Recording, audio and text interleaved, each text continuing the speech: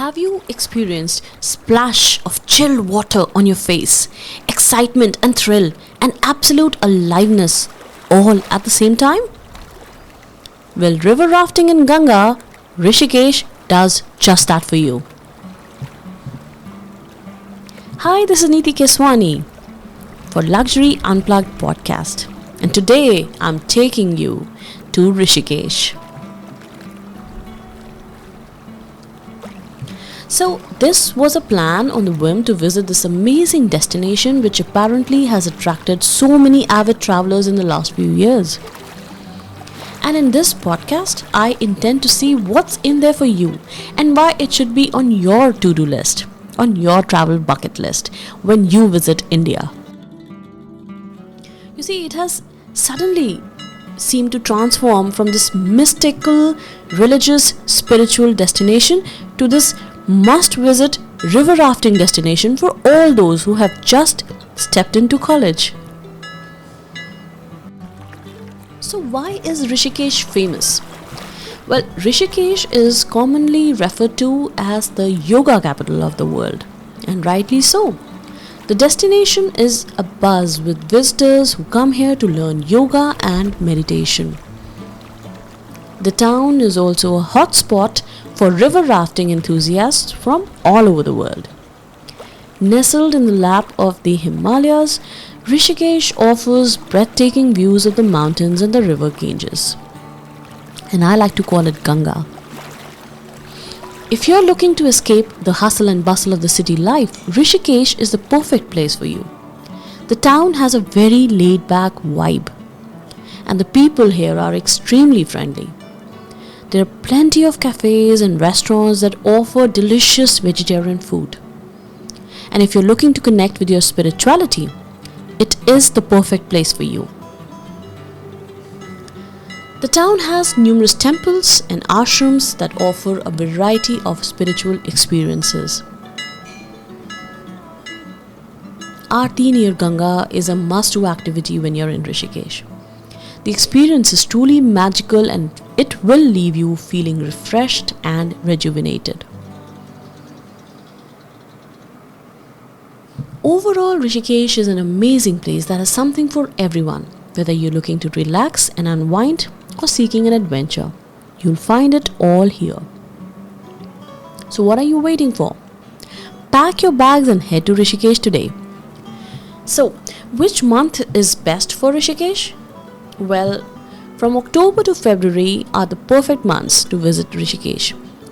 The temperatures around 19 degrees Celsius to 27 degrees Celsius, and despite the slight chill, this season is ideal for rafting and many travelers often visit Rishikesh during this time.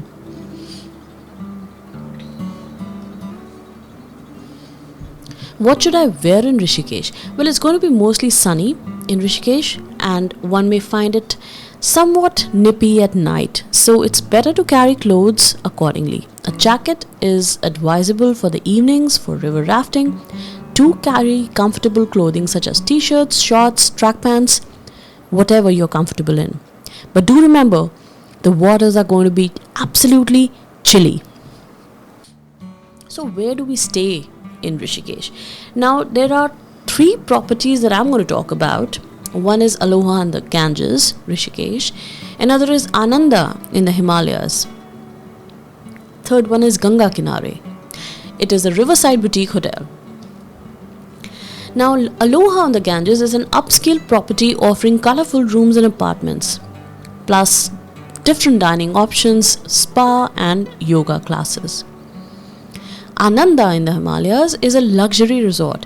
It is set amid 100 acres of forest offering Ayurvedic treatments and yoga sessions.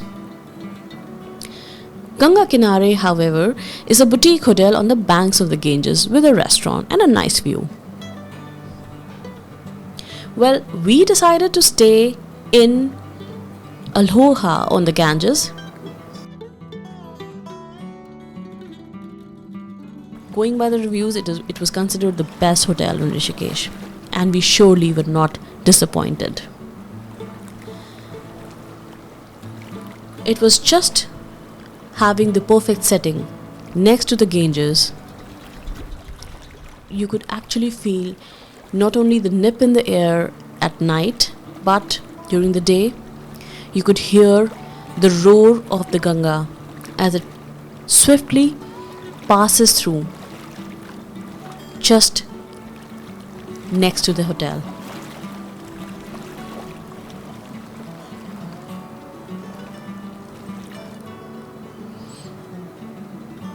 Now, meandering in the bylanes of this destination is not for everybody in Rishikesh.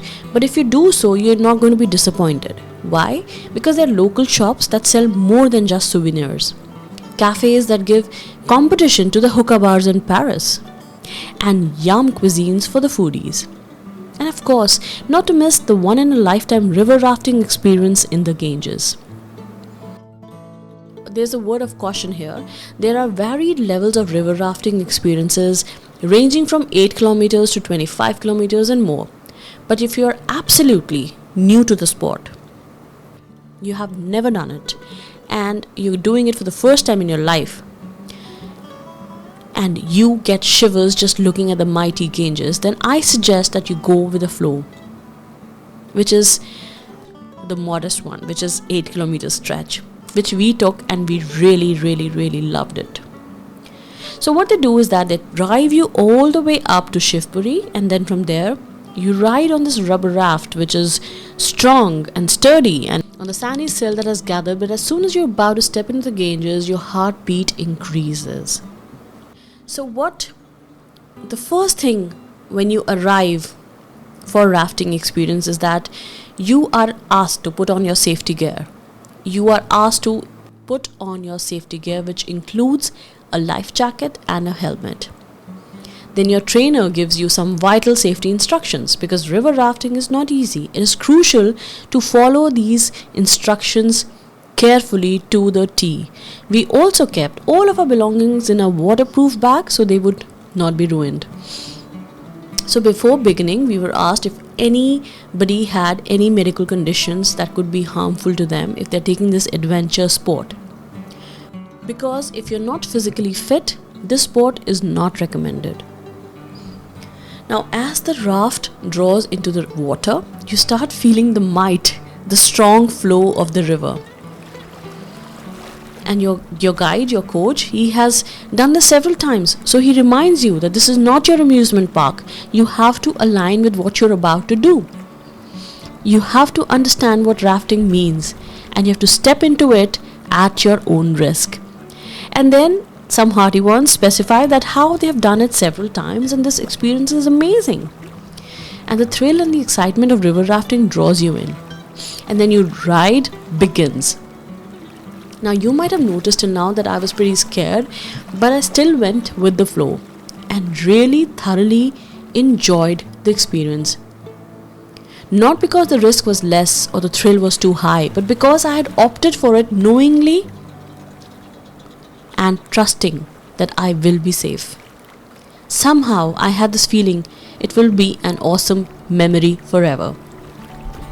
But now, let me make you see the waves, the splashes of water in the jackets, and the laughing and the giggling, and the thrill and the excitement. How we are all snuggled in together, and how the guide is directing all of us.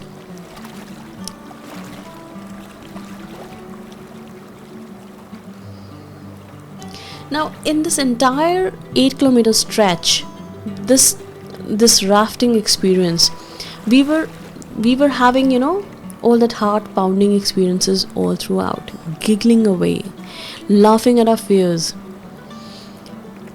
possibility of the raft turning over completely, but understanding, managing, listening to his instructions at all times. When he told us you have to start rowing, we would do that with full vigor and vitality. And when he would tell us stop rowing, we would just follow his instructions completely.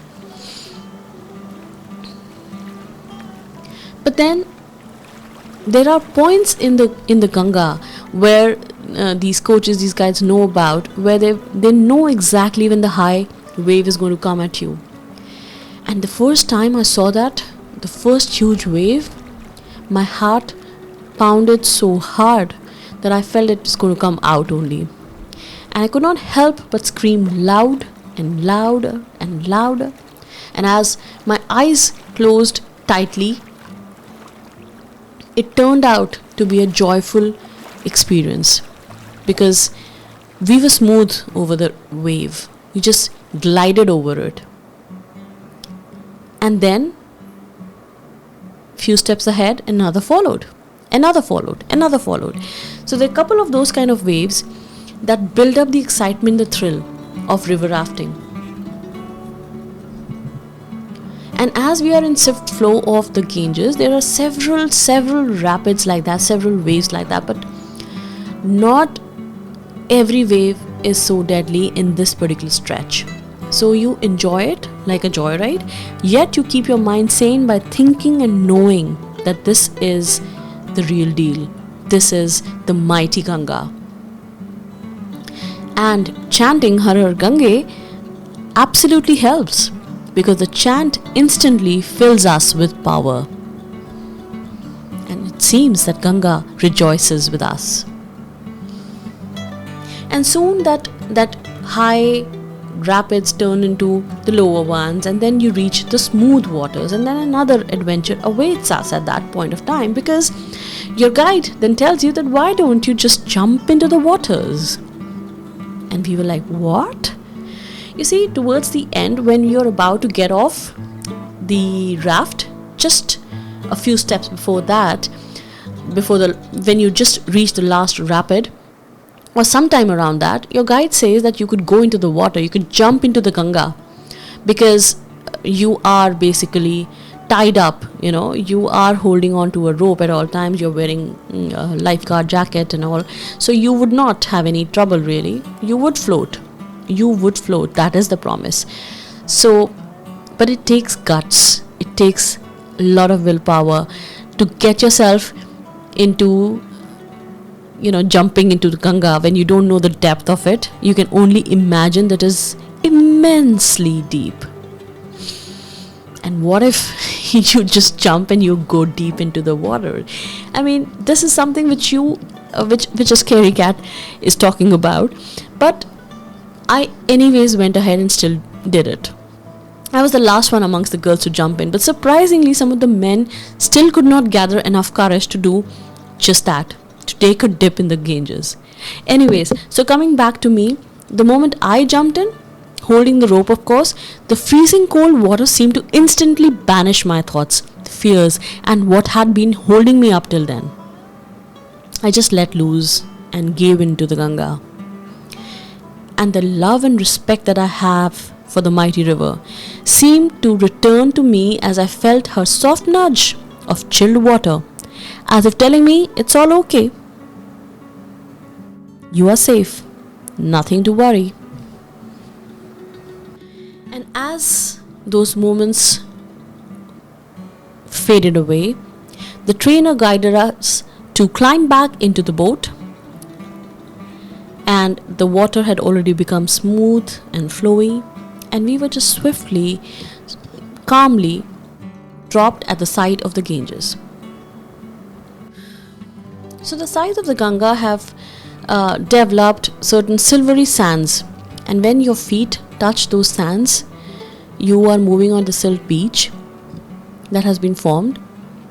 You are still feeling enthralled by the majestic Ganga. You see, nature is abundant and magnificent and massive and mighty, and when you experience it in its full glory, it is a humongous experience. It is once in a lifetime experience, but something that leaves you absolutely zapped with what just happened.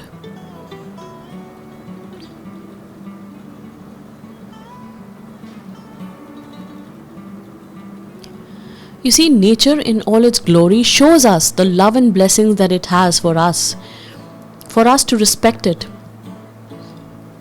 and reminds us perhaps that we need to save the soil, save the nature, or just go about it as carelessly as we've always been, and then let it go and see it fade away.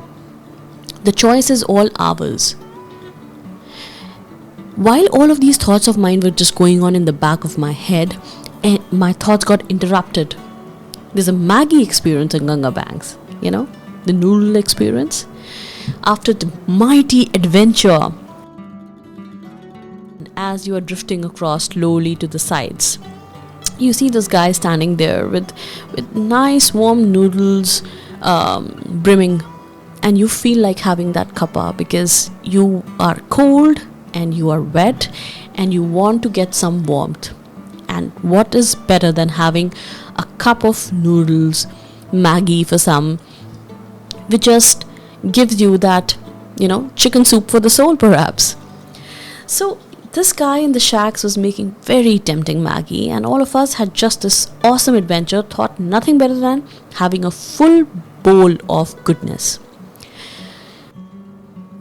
Sitting there on the banks of the Ganga, having this bowl of noodles and enjoying the experience by splashing my legs still into the waters, I feel that Ganga has something for everybody. And you just become more thoughtful, more peaceful, calmer when you are in the midst of abundance of nature like that. Now our hotel was very close to the river banks, so we just had to literally take a short walk to the hotel because you could literally see it from the banks. And just reached there in 5 minutes and just had a nice awesome lunch at the hotel and went off and slept nicely in our cozy beds. But the evenings are even more heavenly, and I'll tell you why. Because as we make our way to the main halls and the Ganges side courtyards, the gardens are abuzz with gongs and bells and chants and hymns.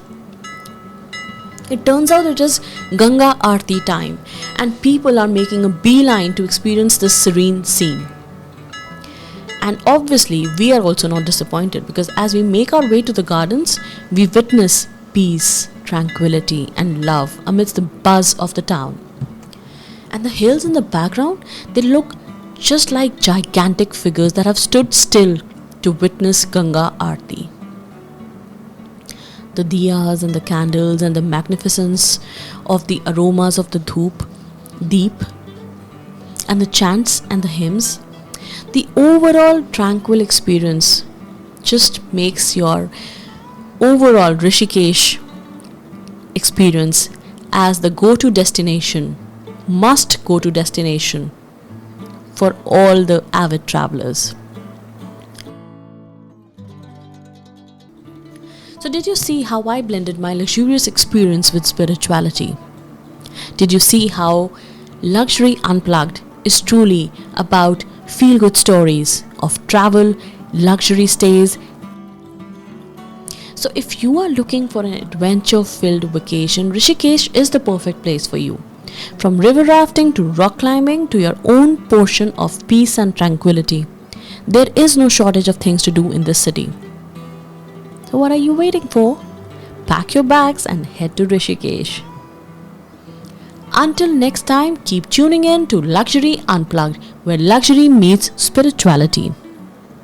Signing off, this is Nidhi Keswani.